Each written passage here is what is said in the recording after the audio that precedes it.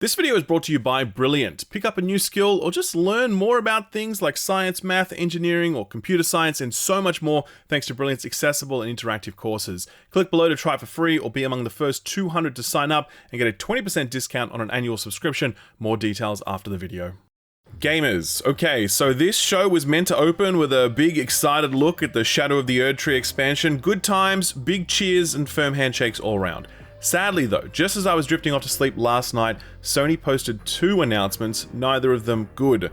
The first was from outgoing PlayStation boss Jim Ryan announcing a reduction in workforce headcount, eliminating 900 roles across PlayStation's operations. The second was from head of PlayStation Worldwide Studios Hermen Hulst, discussing threats to Sony's current blockbuster game business model and highlighting the need for Sony's development and publishing efforts to evolve. Let's deal with those announcements one at a time.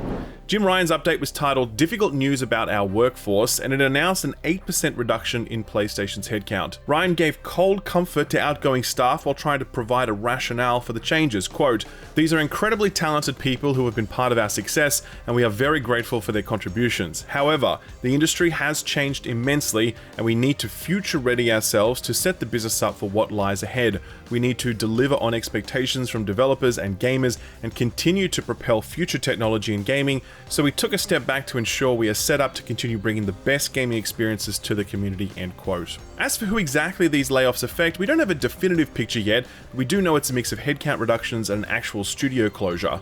On the headcount reduction front, very few studios were spared, with even the likes of Naughty Dog, Insomniac, and Guerrilla Games being affected. Those are three of Sony's most successful and profitable studios, and even they were not safe. Insomniac in particular has been the single most important studio for Sony during this current generation, delivering the Spider-Man games that have sold a combined 50 million units across the franchise history, as well as a modestly successful Ratchet & Clank sequel.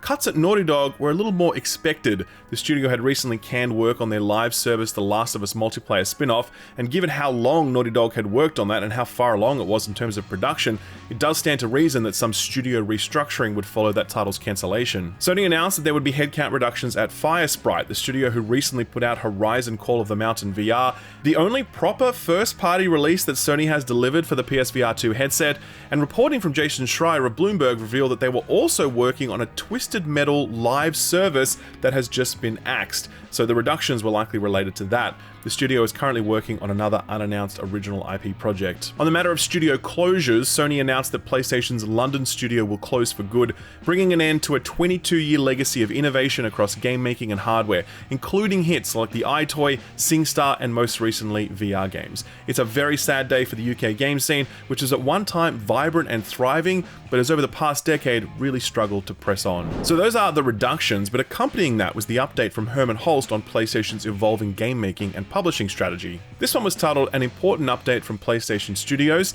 and in it he both acknowledged the layoffs and hinted at some of their thinking at this stage of the PS5's lifecycle. Quote, "PlayStation 5 is in its fourth year, and we are at a stage where we need to step back and look at what our business needs. At the same time, our industry has experienced continuing and fundamental change which affects how we all create and play games.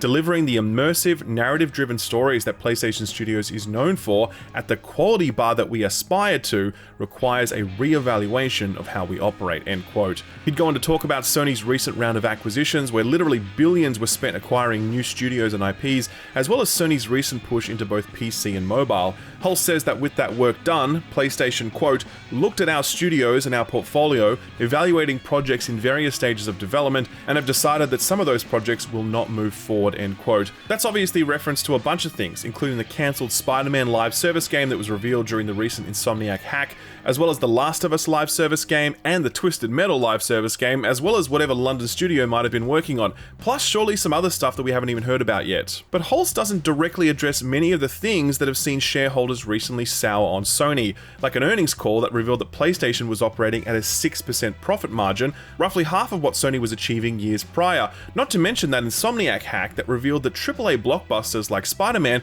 were costing upwards of $300 million to make, and that's a sequel where a lot of work can be reused from previous games. There's also the underperformance of Bungie, who right now are struggling to reignite interest in Destiny 2 after a disappointing expansion launch, a round of layoffs that severely impacted morale, and a delay of the Final Shape expansion. There's also Sony's failure to enter the live service market. Sure, Helldivers is great, but its monetization is very constrained compared to what your average live service is charging for things like skins and battle passes. Bigger projects like those Spider-Man and Last of Us multiplayer titles were far more likely to be the cash cows that would have kept shareholders happy, and neither of those things will ever see the light of day. It's extremely disappointing to have to report on layoffs like this each and every week. I mean, to be honest, there's so many that I can barely keep up with them. For example, the day before Sony announced their cuts, Supermassive Games, makers of horror titles like Until Dawn, The Quarry, and all those Dark Pictures anthology games, has just announced its own round of layoffs, and they are not minor. The studio is roughly 150 people strong, but after today, that number will shrink to just 60 people. 90 people have just lost their jobs, with an official tweet from the studio citing the difficult funding environment that's seen over 6,500 people lose their jobs in the past 2 months alone. Supermassive likely found themselves in a tougher situation than most, as their most recent projects like The Quarry and the Dark Pictures titles reviewed really well, but you get the sense they didn't sell a boatload. They're currently at work on Little Nightmares 3, hopefully that one really pops off so the studio can get back on its feet. If we tally up the Supermassive cuts with the Sony cuts, with all the other cuts we've seen this year, we get to over 7,500 games jobs lost in just 2 months. Think about that, over 3,500 jobs per month. And there's no end in sight as both studios and publishers continue to either trim their operations or cut them to the bone. I wish I could point to some light at the end of the tunnel, but all signs point to there being plenty of darkness ahead. My thoughts are with any and all affected by these layoffs. I hope you're all able to find new opportunities sooner rather than later.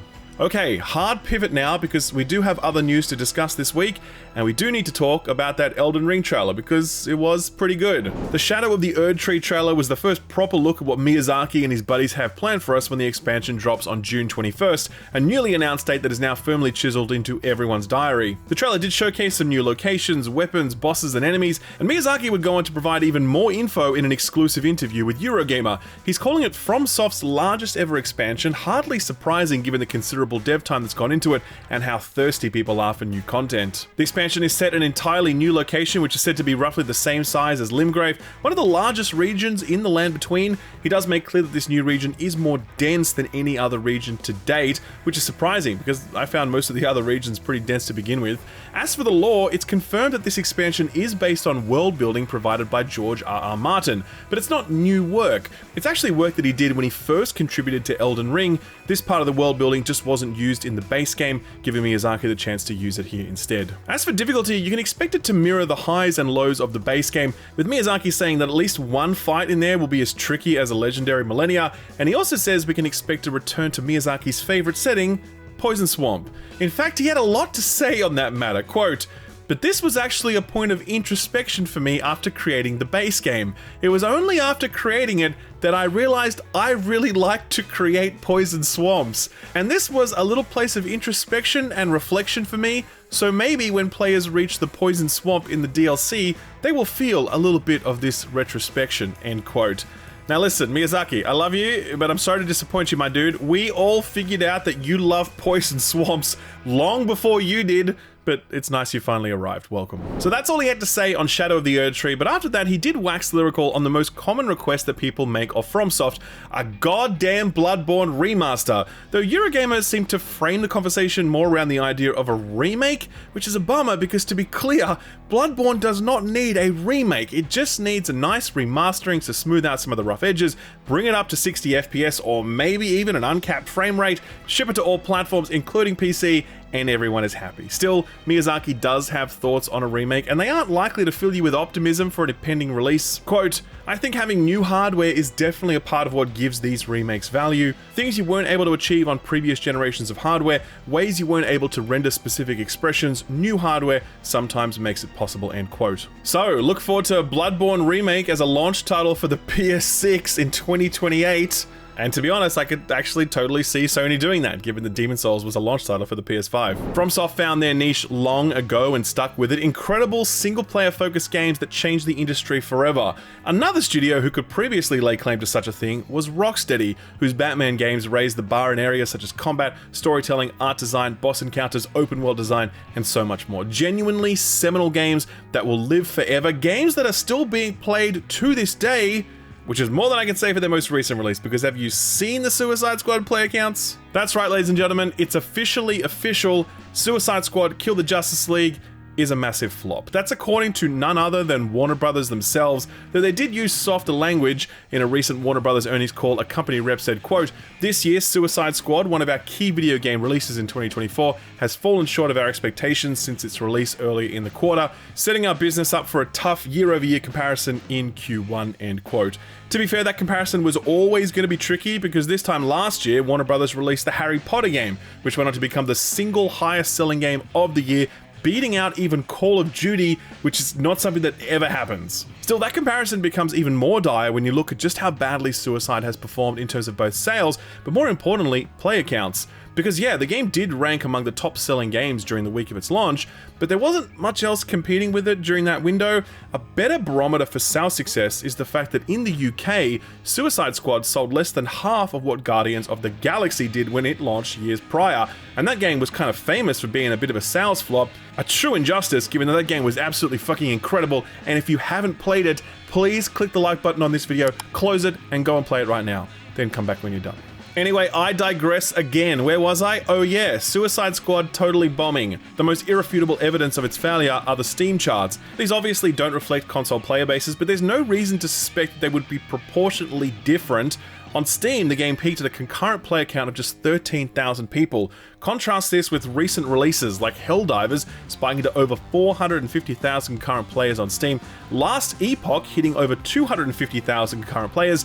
Hell, Pacific Drive is a niche indie survival game about driving a rickety station wagon around a wasteland, and even it managed to hit 18,000 concurrent players. And that's just looking at peak concurrence, when the real story with any live service is how long it's able to keep players engaged over the longer term.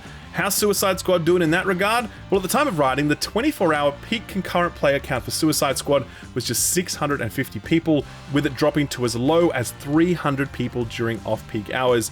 That is pretty dire. It certainly hasn't helped that the most recent patch for the game basically broke it. I was tracking this in real time since I checked the subreddit straight after the patch went live, just to see if it might have delivered some changes to improve the game. Instead, it did the exact opposite, leaving many people unable to connect to the game at all, unable to successfully matchmake with others, or stuck in a permanent loading Metropolis glitch which rendered the game unplayable. It is so bad that all three of the previous Arkham games have higher average concurrent player counts than Suicide Squad. And I mean, it's hard to imagine a more damning set of numbers than that.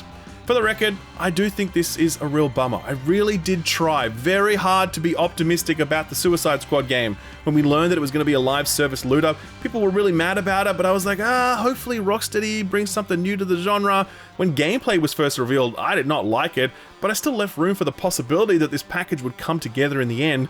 When I played the alpha, I didn't love it, but I didn't hate it either, and I was really hoping that the campaign experience might deliver us the Rocksteady magic we'd been waiting 9 years for. But yeah, when experiencing the full product, it was abundantly clear to me that Suicide Squad was a top to bottom mess, and I immediately held grave concerns for its long-term viability as a live service. These numbers really do confirm those fears, and I very much doubt that Warner Brothers have the stomach to invest the time and money needed to turn this around.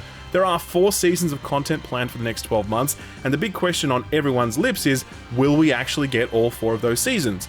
Most likely yes, but I certainly wouldn't count on Season 5. Changing tack now, there was another major piece of news that broke the minute this show went up last week, and it was the Nintendo Partner Direct. To be fair though, calling it major news is probably a bit of a stretch, as this was one webinar that certainly did not bring the house down. Still, there were some exciting tidbits in there, like the official confirmation of which Xbox games were headed to Switch. Both Obsidian's Grounded and Pentiment will arrive on Nintendo's handheld in February and April respectively. Later reporting would reveal that Sea of Thieves and Hi-Fi Rush would arrive on PS5 at some point in the future, and there was even a rumor that Hi-Fi Rush may be a launch title for the Nintendo Switch 2, Xbox doing the competition a solid by helping them out with their third-party launch lineup. Outside of that, we got a good long look at Vanillaware's Unicorn Overlord. It's looking fantastic, and there's a demo out for it right now that'll carry over to the full game when it releases on March 8th. Monster Hunter Stories started out as a DS title before making its way to Apple Arcade, and now sometime this year it'll land on the Switch. Disney's Epic Mickey Rebrushed is something that absolutely no one saw coming, but it's a remaster of the cult classic 3D platformer. Weird descriptor for any Disney product, but there are quite a few reasons why this one is still talked about to this day, not least of which the fact that it was made by the same guy who made Deus Ex, Warren Spector. South Park Snow Day is looking a little janky, but maybe that's the point. Either way, it releases March 26th. Another Crab's Treasure is a crab-like, Souls-like. I played this one last year at Summer Games Fest and really enjoyed it. I also met the two lads behind it as well, and they were pretty good bands. This one drops on April 25th. Pepper Grinder is the next thing from Devolver. Stu actually checked this one out during the recent Steam Next Fest. He loved it, and good news for him, this one is coming soon, now set for a March 28th release date. Endless Ocean is a sequel to a little-known but much-loved Nintendo Wii game. I hadn't actually heard of this one before, but speaking to people after this direct, I learned that it was this very chill, vibes-based underwater exploration game that really struck a chord with people back in the day.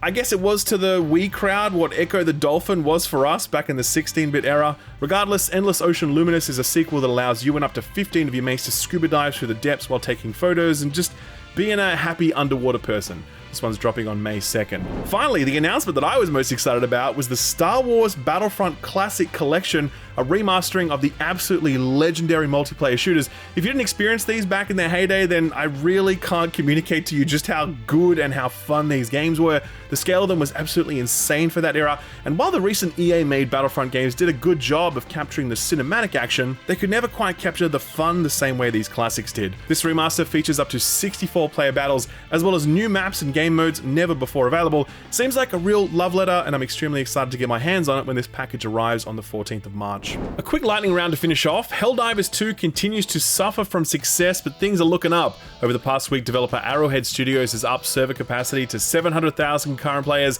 and then immediately upped it again to 800k. They also have taken steps to auto-kick people who were AFKing in the servers, trying to keep their spots. So taken together, these actions should make it a hell of a lot easier for people to start spreading democracy far and wide. Godspeed, I wish I was with you. But, you know, I played Skull and Bones instead. Baldur's Gate 3 developer Larian Studios has announced that they are working towards adding official mod support for the game. It will be cross-platform, which means we can expect it to work on consoles as well at some point. Soon, it'll be easier than ever before to download and play your favorite Baldur's Gate 3 mods. Sony announced this past weekend that they are testing PC support for the PSVR 2 headset. They're looking to roll that out more broadly in 2024, but it's unclear if Sony will limit functionality to certain PC titles or make it usable across anything on Steam or otherwise. If they do make it an unrestricted PC-enabled headset, that would be a big deal, because firstly, there are quite a few of these headsets out in the wild, and that would be a nice boost to the PC VR scene. Secondly, Sony's headset is actually excellent, offering some of the best resolutions you can get on a VR headset. Finally, it's one less wall in the labyrinthine world of VR, where each platform is locking down hardware and software releases, resulting in a deeply fragmented VR market that holds back every major release. Hats off to anything that seeks to move us on from all that nonsense. We've got our first look at the Borderlands movie this week, and people did not like what they saw. The official trailer has about 6.5 million views, with only 40% of people clicking on that thumbs up button. Chief complaints seem to be about the tone, which feels a little, I don't know, played out at this point. I think we learned that lesson the hard way in Borderlands 3. The other main issue is the casting, with people complaining that the cast are too old. One YouTube comment summed it up by saying, quote, "This is like someone told an AI to make a Borderlands movie for people who like the Cheesecake Factory," end quote. I'm sorry, I lose it every time I read that. And look, I don't know, on the one hand, I don't think their age matters per se, as much as like, are these the right people for these characters? Like, is Cate Blanchett really Lilith? Is Kevin Hart really Roland? I don't think so. So yeah, I don't know, it's just too early to judge, but I do have a bit of a bad feeling about this one. And have you noticed that the key art photo thing looks the same as the Suicide Squad thing? Not a good sign. Frost Giants is a newly formed studio comprised primarily of Blizzard RTS refugees. They formed up to carry forward that RTS torch, and their first release, Stormgate, had a demo during the Next Fest that got a strong response. The studio had previously raised about $2 million on Kickstarter and an additional $34 million from investors, but apparently that's not enough, and as such they've now launched a crowd equity investment campaign where you can invest to get a teensy tiny slice of the action. I don't know exactly how I feel about that sort of stuff, to be honest, but I don't love it. No studio can give people enough actual information with which to make an informed investment decision, so any money invested feels like a real blind bet. Regardless, Stormgate's campaign is set to launch in March, so we'll know a lot more then about how the game is shaping up. Some quick sales numbers, just FYI, Tales of Arise has now sold through 3 million units, an awesome result for a release that was a great moment for JRPG fans. Indie survival game Enshrouded just hit 2 million units, which is massive, but nowhere near as massive as the other indie survival game that launched just a week and a bit prior. Palworld has now officially hit the 25 million player mark, 15 million of those on Steam and 10 million on Xbox platforms. Absolutely insane. Elden Ring Shadow of the Erdtree requires the base game to play, but that shouldn't be a problem since Elden Ring has now sold through 23 million copies, and the game that basically kickstarted my career as a games reviewer, Nier Automata, has now officially sold through 8 million units. Before we had Tifa, we had 2B. Hopefully Yoko Taro is hard at work on a third Nier game right now, and if his recent hints are anything to go by, that may well be the case. And finally, Capcom has officially apologized for Street Fighter V being a little bit shit. Celebrating the success of Street Fighter VI, Capcom tweeted out a statement about how much they learned from the failings of 5. Quote, "The initial phases of release betrayed players' expectations in many ways, including network issues and a lack of content. This is something we are truly sorry for," end quote. Okay, cool. Thank you. Appreciate that. Now, I would like an apology for Resident Evil Reverse, Umbrella Corps, the Monster Hunter movie, and I want an apology every single year that you don't announce a Dino Crisis remake. I think it's only fair. Thank you very much. So what got announced or delayed this week? A lot of stuff, that's what. So hold on to your butts. Here we go. Filthy Heretics, prepared to be made clean by the Emperor's power washer? That is correct. Power Wash Simulator has done crossovers with Final Fantasy, Tomb Raider, and SpongeBob, but this may well be their most glorious yet, for it gives you the chance to enter the Emperor's service, dispense with divine purpose all manner of soaps and suds, let the Emperor's hatred for filth flow through you like water and cleaning agents flow through your Power Washer's nozzle. This is available right now as a paid update for consoles, PC, and Servo Skulls. If you're a fan of Picross, then you might be interested in Picross S Plus, a collection of all the Picross games from the 3DS era in one handy Nintendo Switch package. It's just announced, no release date yet, but it does arrive sometime this year.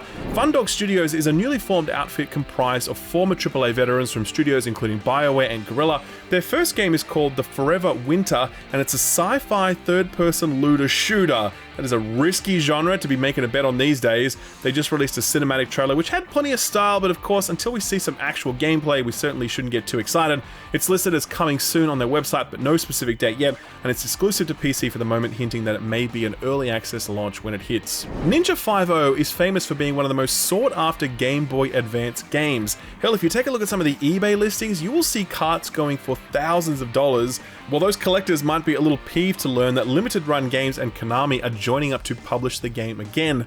It's listed as both a physical and digital release, meaning we should expect both GBA carts as well as ports to other platforms. No word on release date yet, but it is on its way. Llamasoft, the Jeff Minter story, is a collection of 42 games from the legendary game designer. This was earlier announced, but now has a release date locked in for March 13th. Rainbow Six Small.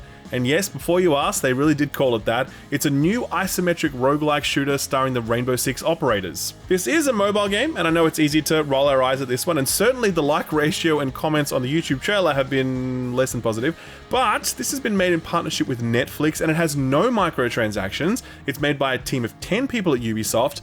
I personally am okay with Ubi making these sorts of games, though them being exclusive to Netflix is a massive bummer. They're usually only locked up like that for a year though, so around this time next year we should be able to get our hands on it more easily, and you know what? It actually looks pretty fun, so I will check this out at some point. Blood was one of the darlings of the most recent Steam Next Fest, channeling the art design and humor of classic Cartoon Network stuff back in the day.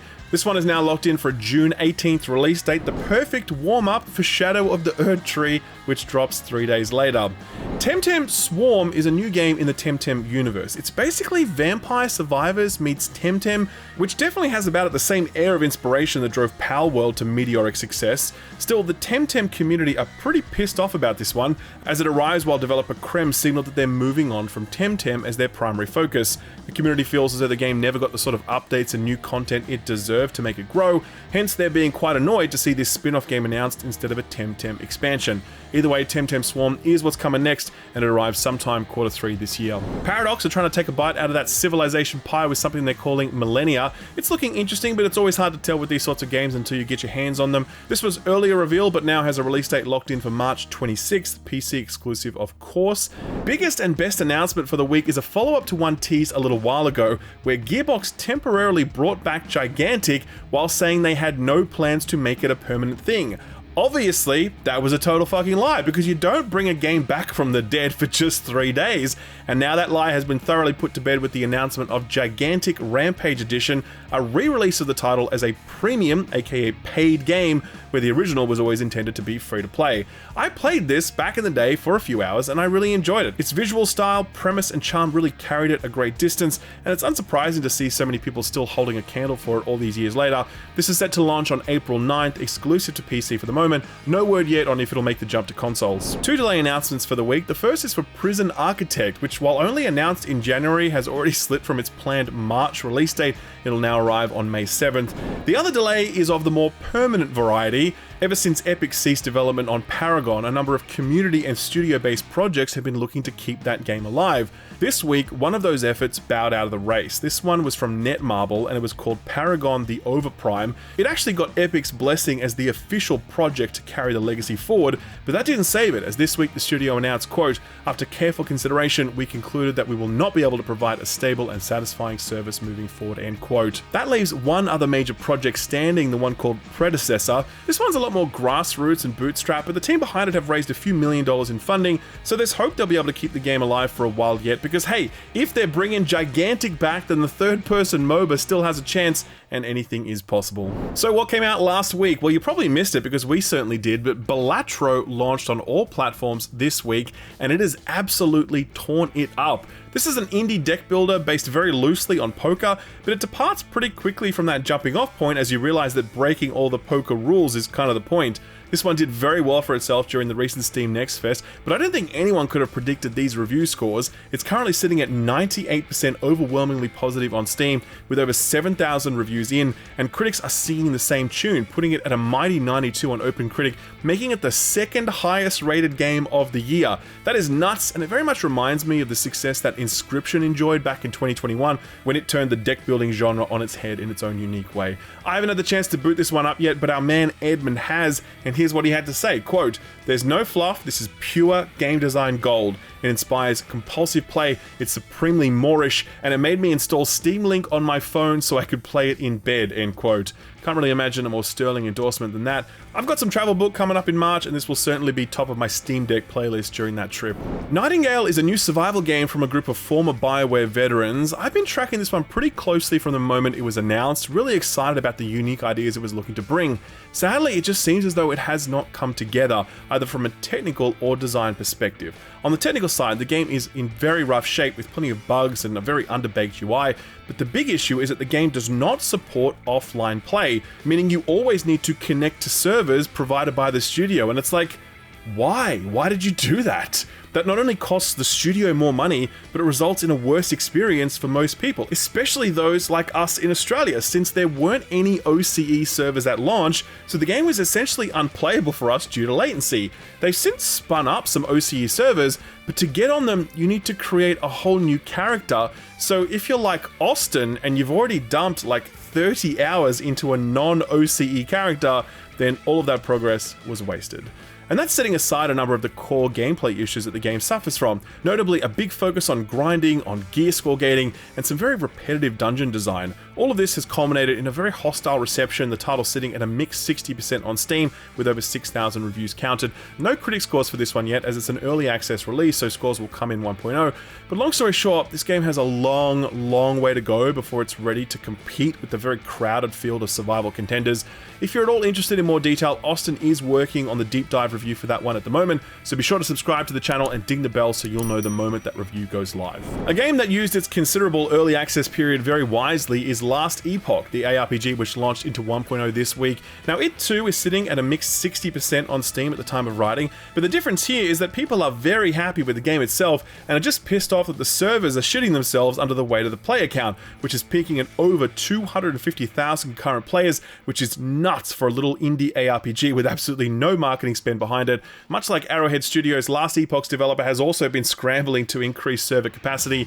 Another case of suffering from success, which is a nice contrast to the more typical suffering from sucking we've had from more recent live service AAA releases. Critically, Last Epoch sits at a strong 80 on OpenCritic. IGN scored this one an 8, saying, quote, "Push past its one-note campaign, and Last Epoch is an impressive, time-bending action RPG that combines rich customization with modern action," end quote. Definitely one worth checking out when the servers do calm down, or just right now if you plan to play solo, because shock horror, the game features an offline mode. I know, it's unbelievable. How about that? What's old is new again. God bless. Terminator Dark Fate Defiance is an RTS game set in the Terminator universe. It had the least amount of marketing of any game I've ever seen, leading me to worry that this one was DOA, but apparently it's pretty decent. On Steam, it's sitting at a mostly positive 70%, and there's only a few critic reviews in at the moment, but they're all hovering at around the 80% mark. Don't expect anything amazing, but if you're in the mood for a fairly workmanlike RTS set in the Terminator universe, then you literally have no other options. But luckily, this one isn't a bad one. Our second of 3 survival games that launched this past week is Sons of the Forest, and it had a very successful launch into 1.0. It's sitting at a very positive 89% on Steam, though almost no critic reviews are out for it yet, suggesting that critics are still working through what appears to be a fairly chunky game. Long story short, there doesn't appear to be any major red flags with this 1.0 release, so if you are eyeing this one as either a returning fan or as a first-timer, it seems like a pretty safe bet. The third and final survival game that dropped this past week is Pacific Drive. Now listen, I've spoken about this game a lot in a big preview, in a full-length review, and in the most recent episode of the FPS podcast, so I won't say much more about it here other than I absolutely loved this. I think it is so immersive, so dense with atmosphere, and so smartly put together. It's a brilliant video game that's selling for like $25 on PS5 and PC. It's quite arduous at times, but if you're willing to push through that, then you're going to find something so rewarding on the other side. So I really do recommend checking this out if you're in the mood for something totally fresh. If you want to learn more about that, I'll leave a link to my full review below the like button. And finally, here's another one you may have missed, Solum Infinium. This is actually a remake of a little known and very niche 2009 title, and it's an asynchronous multiplayer experience, meaning you and 4 friends can play a game, but you don't need to be playing at the same time. You take turns, like a board game, and so the game can progress either quickly or slowly depending on everyone's level of commitment or focus. It's a grand strategy game that looks like it's 4X, but it's definitely not. It's actually much weirder, allowing you to execute some really out-of-the-box strategies in pursuit of victory. Think board game shenanigans where people get to make up their own rules, and you're a lot of the way there. Critically, this is done exceptionally well, sitting at a very positive 88% on Steam and a mighty 88 on OpenCritic to match. PC Games End scored this one a 9, saying, quote, "Solum Infinium regards strategy as a game of intellect, patience, and observation. Put into those terms, it might sound dry, but its visual flair combined with the ingenious way it turns abstract ideas into tangible, comprehensible, and thrilling game mechanics make it irresistibly playable," end quote. So what's coming out this week? Well, there's a few things with a very pleasant mix of scale and genre, a little something for everyone, as IGN might say. Kicking things off is Brothers, A Tale of Two Sons remake. Joseph Fares hit the big time with It Takes Two, so now they're going back and redoing the game that began his game-making career. Expect nicer visuals and various gameplay tweaks. It arrives today for all platforms bar the Switch. Night Dive Studios' next classic remaster is finally here, and it's Star Wars Dark Forces, one of the absolute goats of Star Wars shooters, up there with Republic Commando and the soon-to-be re-released original Star Wars Battlefront games. Night Dive rarely put a foot wrong, so every reason to expect this will be great when it launches today for all platforms. Biggest release of the week, and quite possibly the biggest of the year, is Final Fantasy VII Rebirth, arriving exclusively for PS5 tomorrow because Sony continued to spend vast sums of money to keep this series off Xbox. Still, do note that the exclusivity window is only until the end of May this year, so while an Xbox port remains unlikely, there's every reason to suspect a PC port should be arriving around then. As for how the game is, well, it is currently the highest rated game of the year, sitting at a 93 on OpenCritic. That actually makes it the second highest rated Final Fantasy game of all time after Final Fantasy IX, but that's according to Metacritic, which has far fewer reviews on record for FF9 than the nearly 100 reviews that went up for Rebirth. Bottom line, according to the critics at least, this is probably the best modern Final Fantasy game ever. Where's my review for it, you might ask? Well, good question. Square Enix were kind enough to send me a code for it, but they also said that there was a 10-minute limit on how much recorded footage you could show in that review. Now, setting aside the fact that 10 minutes of footage for a game that stretches up to 70 or 80 hours long is a ridiculous limit, There's also the fact that you need a solid 10 minutes of just Tifa clips in any review, otherwise the crowd riots. I do not make the rules. For that reason, my review will be out after the capture limits have lifted, and also after I've actually finished the game, because I'll tell you this, I never, ever 100% any game I play because I have neither the time nor the inclination to play games that way. But I am 100%ing everything so far in Rebirth because I absolutely love it, and I'm just soaking it all in. So, look forward to that review at some point in the future, most likely next week.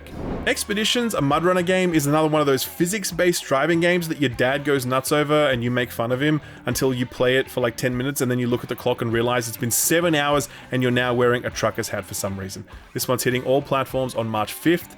The Outlast Trials looks way too scary for the likes of me, but I'm told it's a rather excellent co-op horror experience. It's been in early access since May of last year, and on March 5th, it'll hit 1.0, launching on all platforms bar the Switch. And finally, if you're looking for something with a bit of retro flair, then consider checking out Berserk Boy, launching for the Switch and the PC on the 6th. It's clearly drawing a lot of inspiration from Mega Man, but it's got a lot more speed and flow to it, so like Sonic meets Mega Man, and actually, yeah, that sounds pretty sick, so no wonder this looks so good.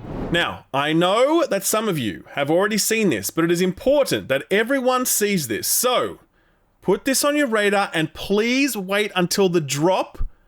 Please do not skip ahead. Roll it, Stu. We don't know where he came from, but I'll tell you, he built our village into a city. He's the one who trained our army, who grew us into an empire. I don't know where he's from, but if you think you can stop him, you're already dead.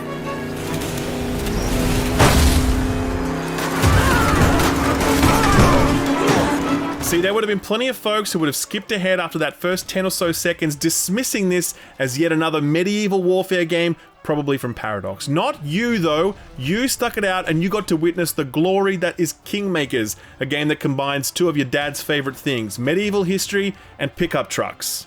And also semi-automatic weaponry if your dad is American. Kingmakers appears to be what it says on the tin, for I imagine that any time traveler who remembers to bring a minigun with them can put whomever they please on the throne. It looks like ridiculous, bonkers, over-the-top silliness, which is rather in line for this studio, whose last game was Road Redemption, a spiritual successor to the legendary Road Rash. You know that one where you beat people with a stick while racing on a motorcycle? Yeah, that one. Anyway, Kingmakers looks incredible. It has a lot of Power World energy going on where you take two completely disparate ideas and smush them together to make something cool. It's hitting all the right notes and I'm keen to check it out when it releases sometime this year. If you want to wishlist it, I've left a link to it over on my Steam Curator page, which also has links to all of the other Put This On Your Radar stuff I've recently covered. I'll leave a link to all of that below the like button. Sort of free stuff time now, and we are in the last week of the month, so be sure to grab your PS Plus games before they disappear. Outside of that, Epic are still giving away Super Meat Boy again, but later this week it'll tick over to Aerial Knights Never Yield, a 2D runner that I tried a while ago and I did not enjoy, but hey, it's gotten some updates since then, so maybe it's worth a second look.